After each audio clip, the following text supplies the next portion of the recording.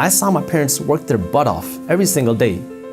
If my dad got a Saturday and a Sunday off, it was considered a long weekend. They would always tell me that you have to go out and become successful. And I completely agreed because I wanted to give back to my parents. I wanted to help support them. And I figured, okay, if I want to become successful, I should follow the steps that we're told to become successful. What are those steps? Go to school, get a good degree. Along that way, it was in college, I realized that something's wrong. Something's not adding up. As I was studying, I started reading other business books and financial books. And I remember this, I was in the library studying and I went onto Google and I searched the richest people in America. And you see people like Steve Jobs, Warren Buffett, Bill Gates, Mark Zuckerberg. And I was like, none of these people are doctors. None of these people went down that traditional route of getting a degree, doing a good job. Am I missing something? So I thought it was just directly correlated. Your grades, your income.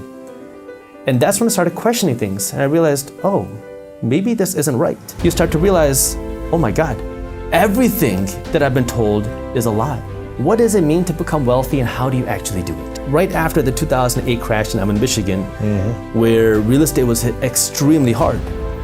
So I was like, all right, I would like to invest in real estate. I'm studying for my medical college admission test. I start going to Google because I'm bored while I'm studying for this exam. I'm reading about the Forbes richest people. None of them are doctors. None of them are people that work the traditional path. And I have this idea to start investing in real estate. So I started looking at real estate in between my study sessions. On August 23rd, I closed on my first real estate investment property. Wow, how old were you? I was 19. Holy cow. It was $8,000. What was the investment? Was the price of the condo.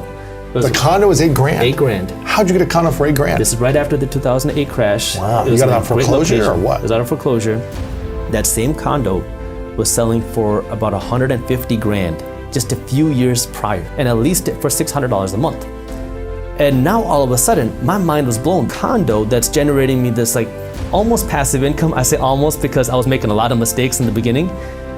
But now I'm like, wow, this investing thing is very unique because I never learned this in school. Why am I working so hard in school? Why am I becoming a doctor?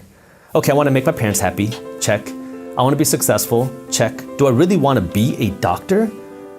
Maybe. And now I'm starting to question my actual beliefs. If I'm trying to maximize my income as a doctor, I gotta maximize how many patients I see. Maybe that means I don't get to give the best value to each individual patient. But as a human, I want to provide the most value possible. So I started to kind of face this dilemma where maybe I'm becoming a doctor for the wrong reasons. Interesting. And then I run this idea by my parents. Absolutely not. My dad was angry. My mom was furious. It took my mom about 1.5 years to believe that her son was not going to be a doctor. Oh man. And the more I learned, the more I realized I was lied to. We're taught to go to school, to get a degree, to get a job, so we can then get a job and climb the corporate ladder. But wealthy people don't do that. Wealthy people are not working to climb the corporate ladder, they're working to own the corporate ladder. Now, you can climb the corporate ladder and work to own the corporate ladder at the same time, but it's a different mindset, right? Right. Most of us are taught to get that degree so we can do one thing, climb the corporate ladder, earn a bigger salary. But if you only rely on your salary, you're just one step away from being broke. This is where you gotta be proactive. And now I'm just like, this is crazy.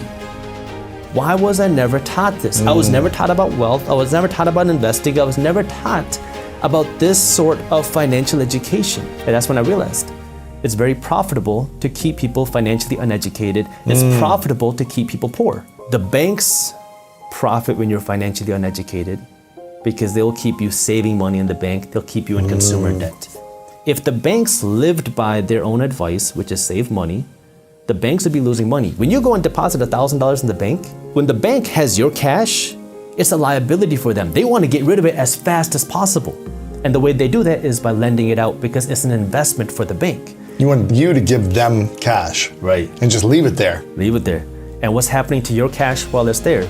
It's losing value to inflation each and every day. You're becoming poorer each and every day. Now here we are, 8.5%. 8.5%. And now people are starting to realize, wow, this inflation is a real problem. The bank is paying you 0.01%, maybe 0.5% if you're lucky, and they're turning around lending it for 5%, 6%. They want to keep you spending money on their credit card because now they'll get to earn 18 to 25% in interest every time you spend $1. Everybody knows that rich people don't pay taxes. It makes people angry, but a lot of times we don't understand why. We get angry at the wrong things and the wrong reasons. Tax evading is illegal. Yes. You go to jail. Yes. Tax avoiding is legal, and then you get hated for doing that.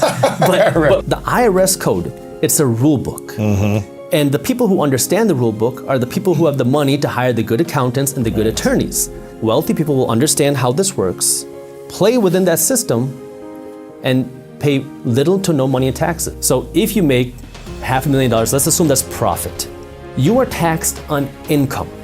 So if you take out a salary, that's going to be taxed. Now the question is, what is a tax deduction? Elon Musk, he is probably the biggest example of this. He never got paid a salary running and owning Tesla. He got paid in stock options.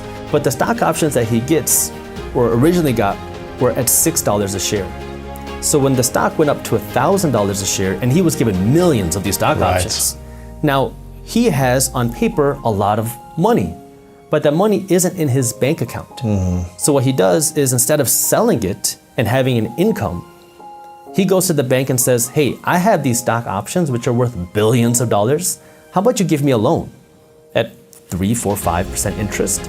No bank is gonna say no to that. He takes that loan, pays 3 to 4 to 5% interest on it, and if his company grows, his stock value grows by 6%, he just made a profit on that. He didn't have to take any money out, never took an income, doesn't pay any taxes, and is able to now spend his money, live free, buy whatever he wants, live rich, and not pay a penny in tax. If you go and refinance your home, it's not income. It's cash that you have in your pocket, but it's not income. You're taxed on income. How can you now strategically use your income to pay for your lifestyle? Now, again, it's got to be within the rules. So right now, after the pandemic, one of the things that the presidential administration wants to do is encourage people to eat out, eat at restaurants, because restaurants were hit so hard by the pandemic. So what did? They created a 100% deduction on food through 2022. So if you go out to eat with your team, it's a 100% deduction. It's all write-offs. It's a write-off. You just need to know the right strategies that can work for you. And it's all a game. And this is what wealthy people understand. It's all a game. Who does a better job with their money, right? Entrepreneurs who are working to create more jobs, who are working to produce more value, or the government, which, may not be so good with their money. Absolutely, yeah.